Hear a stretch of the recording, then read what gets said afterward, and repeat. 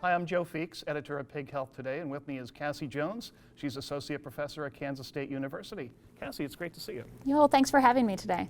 You've been doing a lot of work, as have others, on tracking viruses in feed.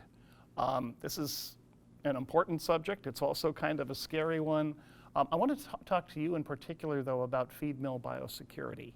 You've been doing a lot of work with that, but wow, there are a lot of moving parts there, a lot of trucks coming and going. Where do you begin? Well, the aspect of feed mill biosecurity really occurred to us in the middle of the porcine epidemic diarrhea breaks in the United States.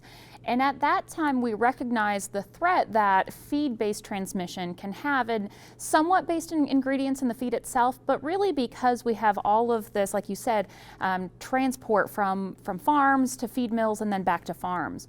And we've done a really nice job in the United States in conventional pork production to create fantastic biosecurity around the farm. But one of the weak points has been that we continue to allow transport to feed mills and back to other farms, meaning that the feed mill can become a source of virus transmission. So what do you do about that? Where do you begin? Well, part of it is we had to take a risk-based approach because the fact that we had not put biosecurity around feed mills before really meant that we didn't need to. And so with PEDV, that was really the first time that we started to recognize that there were viruses that could be tracked far enough and in fomites like feed or on tires back and forth from the feed mill. And so as we looked initially, we started to identify the biggest risks by doing some environmental sampling and better understanding where in the feed mills we might have the highest risk for contamination of viruses. And what have you found?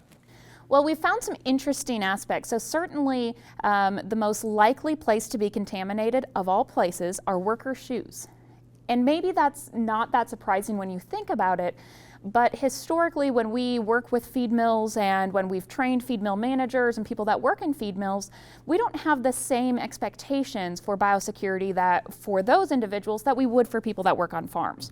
People that work on farms many times aren't allowed to keep pigs at home, for example. Or when they go into farms, even if it's a grow-finish barn, they're expected to change boots or wash their shoes. We don't have those same expectations historically for people that work in feed mills. And so when we started understanding where the biggest risks are, the fact that it was from people may not have been that much of a surprise. So what do you do about that? I mean, is it just a matter of putting up additional safeguards when they're coming and going? Is it shower in, shower out? What's going to happen? It really depends upon the risk of the virus, what pathogen we're dealing with. And so certainly within the United States right now, we're encouraging people just to start thinking about it. And so we have some production systems that are very progressive and are starting to put in what we call Danish entry systems, where just like we would have at a sow farm where you have a bench that you sit on, you take your outside shoes off, and then you swing your feet over and put clean shoes on that you only use within the barn, or in this case, within the feed mill.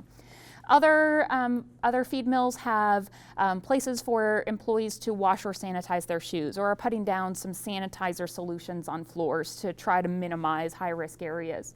But you talk about shower in, shower out for feed mills, that may not be too far down the road as we look at some ASF endemic countries and some of our partners that we've worked with.